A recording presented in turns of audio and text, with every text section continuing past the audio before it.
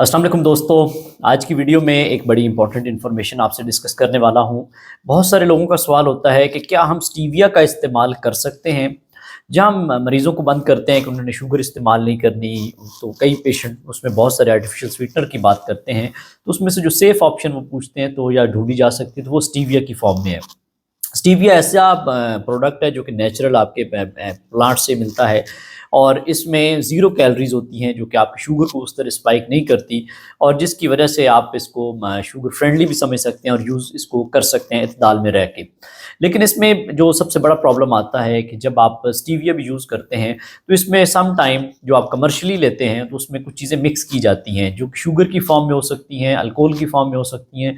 तो एक तो प्लांट बेस्ड इसको या ऑर्गेनिक जो हो वो आप इस्तेमाल करें और लिमिटेड अमाउंट में इस्तेमाल करें, तो कभी कभार इसको इस्तेमाल किया जा सकता है।